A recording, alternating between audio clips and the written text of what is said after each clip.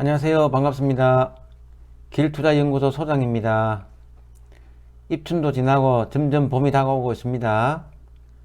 그냥 듣기만 해서는 안되고 직접 참여해서 필기도 하고 공부하는 종목도 찾아보고 업데이트하는 등 노력하고 계시죠. 그래서 오늘도 역시 1교시는 이론 공부, 2교시는 종목 공부로 달립니다. 1교시 주식 투자 시 많이 접하고 중요한 주요 용어에 대해서 뜻과 의미를 알아보도록 하겠습니다. 이번 기회에 완전히 자기 것으로 만드는 시간이었으면 합니다. 그래서 저평가된 종목을 고르는 데 도움이 되고 최고의 투자가 되었으면 좋겠습니다. 이미 잘 알고 있는 분들은 신경 안 쓰셔도 되지만 처음 듣거나 어설프게 아는 분들은 집중해 주시기 바랍니다. 자, 그럼 지금부터 시작합니다.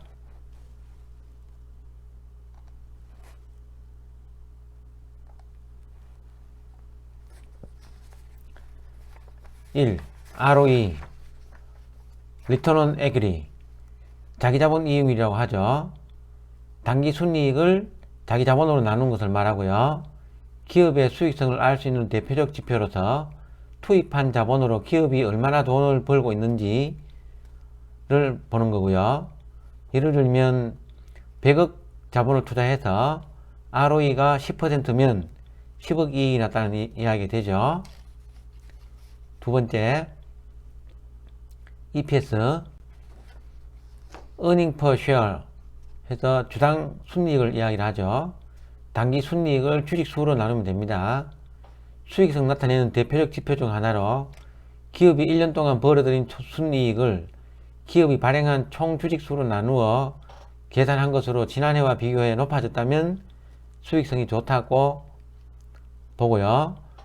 매년 높아지고 있는 추세이면 아주 좋아요. EPS가 증가하는 기업은 그만큼 경영 실적이 개선되고 있다는 거죠. 예를 들면 연간 순이익이 1000만원이고 총 주식수가 1만 주다 하면 EPS는 1000원이 되죠. 참고로 저는 재무제표를 볼 때 EPS를 굉장히 중요시 봅니다. 중요시 보고 해마다 증가하고 있는 기업이라 그러면 저는 가장 좋아하는 기업 중에 하나로 보고 있습니다. 세 번째, PER Price Earning Ratio 주가 수익 비율을 이야기하죠. 주가 나누기 주당 순이익, 주당 순이익은 EPS죠. 같은 업종이나 규모가 비슷한 기업과 비교 시 유용하게 쓰이고요. 보통 PER 낮을수록 저평가되고 높을수록 고평가받고 있다고 하지만 현실에서는 단순히 PER만 보고 의사결정할 수는 없습니다. 사양산업에 속해 있는 기업은 PER가 낮아도 그 상태를 벗어나지 못하며 반면 첨단 기술 기반으로 폭발적인 성장이 기대되는 기업은 PER가 30에서 40배 거래되기도 합니다. 네 번째, PBR Price Book Value Ratio 주가 순자산 비율이죠. 주가를 주당 순자산으로 나눈 거고요. 기업의 시장 가치와 청산 가치를 비교한다 라고 보면 되고, 주가를 1주당 자산 가치로 나누었을 때 몇 배나 되는지, PBR이 1이라면 자산 가치와 주가가 동일하다는 뜻이고 1 미만이라면 주가가 순자산 가치에 미치지 못한다 라고 하고요. 일반적으로 PBR이 낮을수록 저평가 상태로 판단되고 높을수록 고평가받고 있다고 보면 됩니다. 다섯째, EV EBITDA 시장 가치를 세전 영업이익으로 나눈 것을 말하고요. 기업 적정 주가를 판단하는 데 사용되는 것으로 투자 원금을 회수하는 데 걸리는 시간을 나타내며, 이 수치가 낮다는 것은 기업의 현금 흐름이 좋다는 의미고요. PER 경우에는 일회성 이익이나 단기 손실이 반영될 수 있기 때문에 순수한 영업 활동만의 투자 지표가 바로 EBITDA라고 보면 됩니다. 이상 5가지 공부하였지만 이외에도 중요한 것이 더 많이 있는데요. 그건 다음번 공부 시간에 추가로 꼭 중요한 몇 가지만 더 공부하도록 하고요. 오늘 살펴본 5가지 이 정도는 반드시 기억해야 합니다.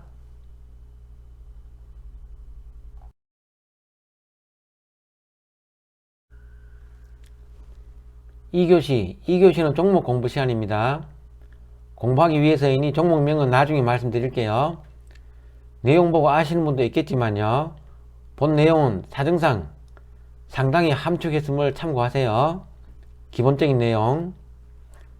당사는 리튬 1차전지 전문 생산 기업으로 이는 대부분의 산업에 필수적인 제품으로 수요가 안정적이고 세계적으로 소수업체가 과점하고 있는 산업으로 이 분야 글로벌 탑3 업체 중 하나입니다. 리튬 1차전지는 주로 산업용으로 사용되며 휴대폰 등에 사용되어 여러 번 충전이 가능한 2차 전지와는 적용 분야가 다릅니다. 장기간 교체 없이 사용하는 전원이나 가혹한 환경에 고용량 전원이 필요한 스마트 미터기, 방산기기, 석유가스 시추 장비 등의 분야에 주로 사용되고 있습니다. 시총은 약 3,513억 정도이며 지분은 비츠로테크 외 8인이 39%, 피델리티 펀드가 9.9%, 외국인이 약 한 30% 정도 보유 중에 있습니다.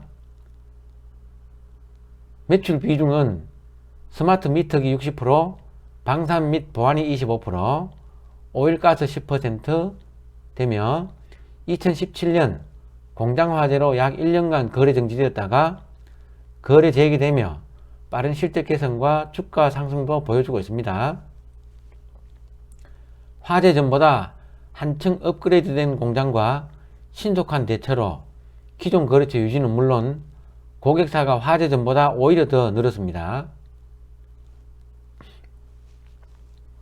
성장의 키포인트. 리튬 1차전지 단점은 안전성 문제가 있지만 이번 화재 사고를 거치며 전공정 내재화로 경쟁력을 확보하고 전지사업 특성상 고도의 기술력 필요하고 진입장벽 높은 장점 등 활용하여 글로벌 1위 목표로 정하고 있습니다.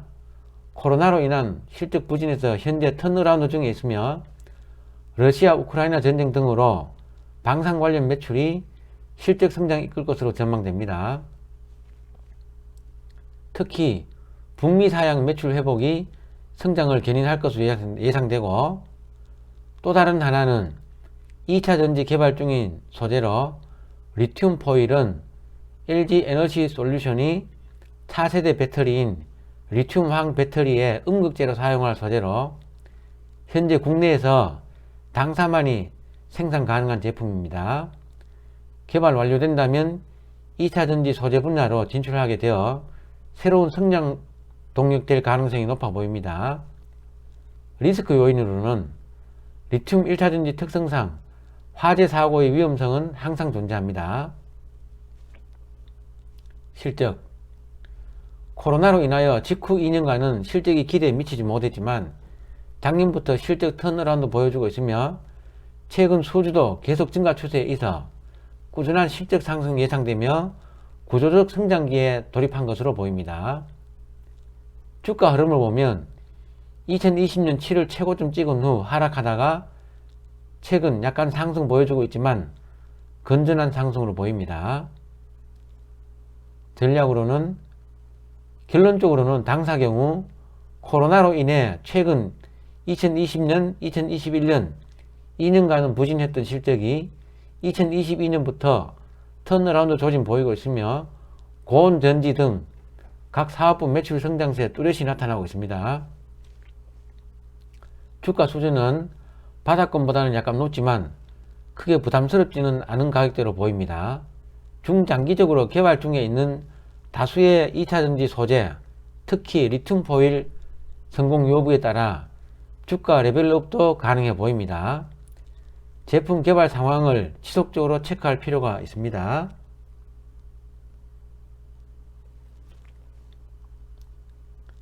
이 종목은 무엇일까요?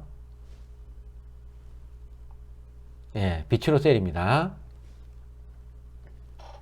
제가 공부한 내용들이니 참고하시고 판단은 여러분들이 하시고요. 심도 있는 공부가 필요하고 매우 재미있는 종목이니까 팩트 확인들 더 하셔서 꼭 자기 것으로 만들어 종목에 대한 자신감을 갖기 바랍니다. 이번 한 번으로 끝나는 것이 아니고 매일매일 확인을 하셔야 합니다. 그리고 힘든 거 아니니 꼭 매일 하세요. 새로운 내용 나오면 업데이트는 필수입니다. 다음 회차에도 멋진 종목으로 뵙겠습니다. 오늘 마감 멘트로는 빛을 감추고 때를 기다린다는 뜻의 도광양해로 하겠습니다. 도광양해 화이팅! 지금까지 들어주셔서 고맙고 도움 되었다고 생각되시면 감사 표시로 간단하게 꾹 눌러주시면 보람이 있을 것 같습니다. 감사합니다. 이어지는 3교시 우리 연구소 주식투자 전문가 30년 경력의 용맥 선생께서 시장 분석 관련으로 진행하오니 계속 시청 부탁드립니다.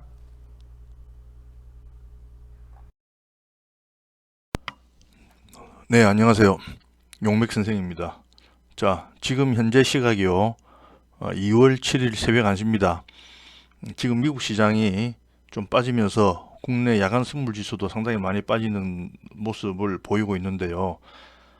내일 아침에도 어쩔 수 없이 시장은 일단 좀 하락 출발을 하지 않을까 이렇게 생각합니다. 그래서 시장 점검 한번 해보고 여러분들하고 지난번에 목표 가격 구하는 방법, 그 다음에 빠졌을 때 어디서 물 타야 되는지, 어디서 분할 매수해야 되는지 이런 부분 제가 공부를 했었죠.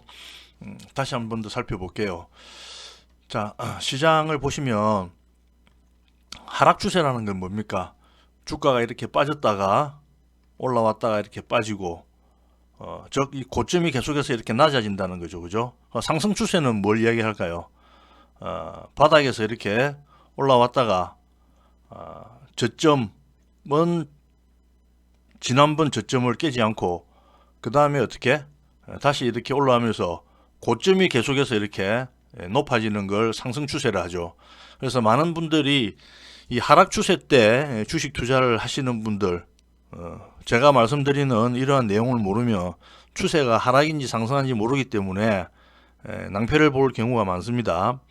그래서 주가는 여러분들 딱 하나만 기억하면 됩니다. 여러분들이 아무리 날고 뛰고 그렇게 해도 시장이 빠지거나 급락하면 여러분들이 수익을 낼 수가 없습니다.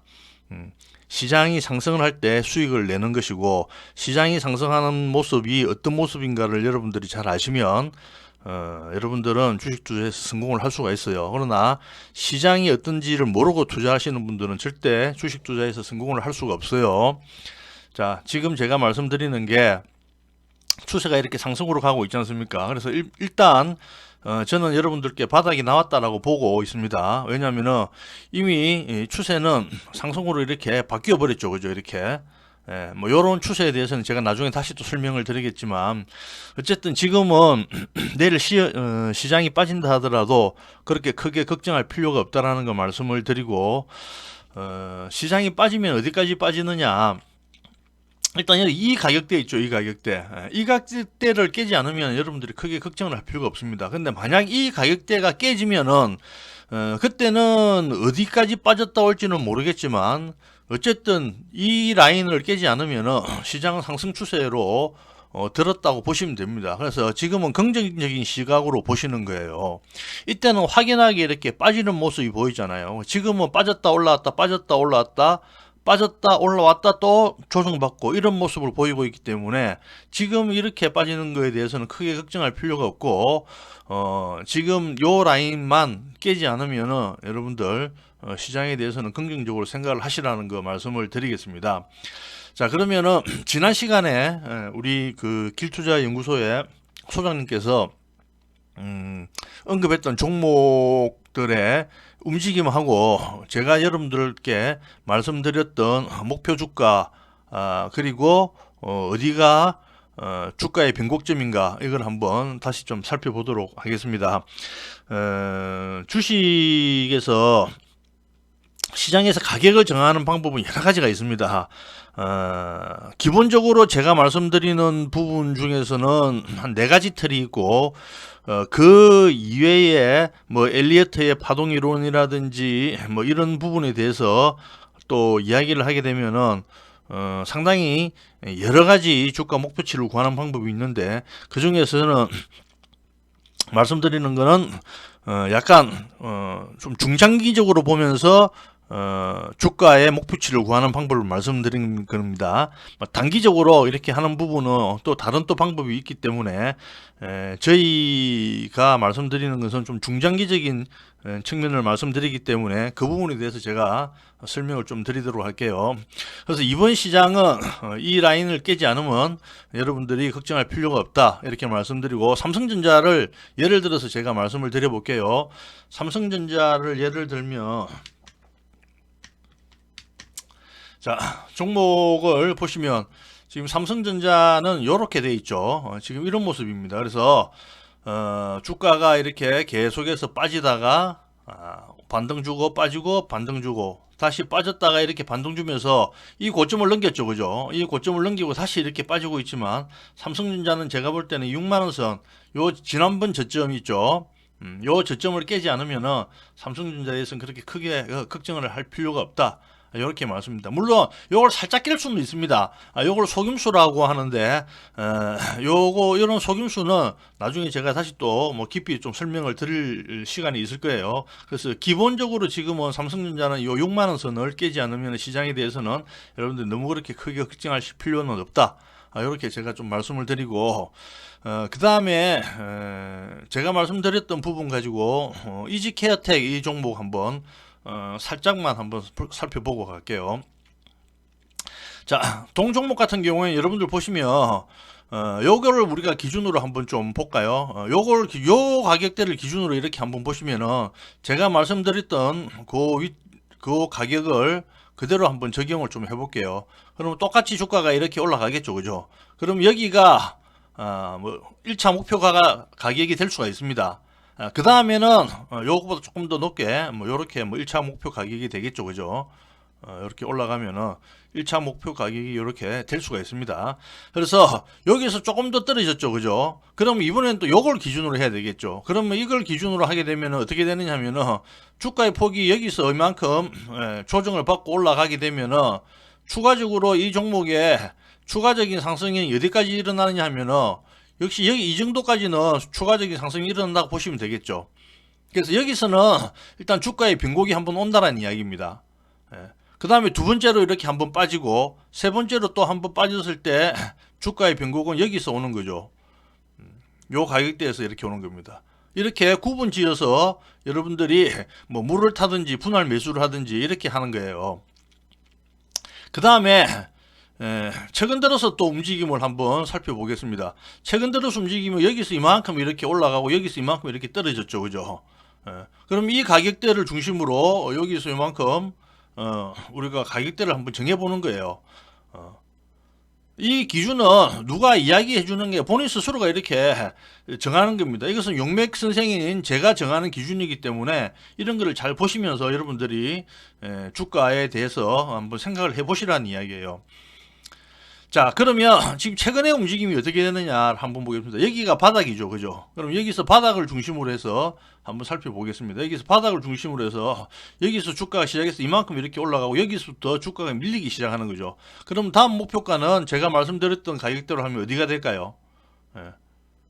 똑같이 생각을 해보면 되겠죠. 여기서 이만큼 올라갔으니까 여기서 똑같이 이만큼 올라간 가격대, 이 가격대가 다시 한 번 더 주가에 변동이 오는 가격대란 이야기입니다. 그래서 이번에 이 종목 만약에 이 종목이 밀리게 된다면은 다음 바닥은 지난번에 이렇게 한번 밀렸던 바닥이 있죠. 요 바닥. 요 바닥을 깨지 않으면은 주가는 계속해서 조정을 받고 이렇게 올라간다, 이렇게 생각을 하시면 되는 거예요. 이런 종목 같은 경우에는.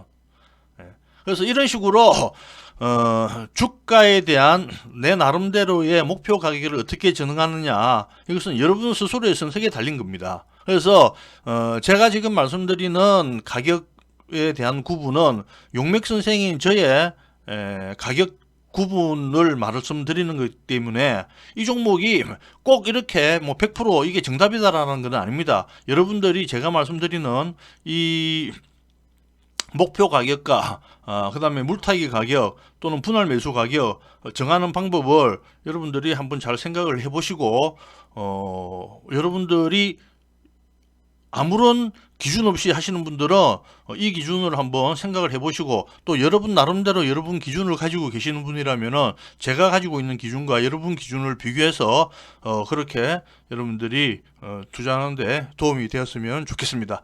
자, 오늘은 여기까지 하고 마치도록 하겠습니다. 네.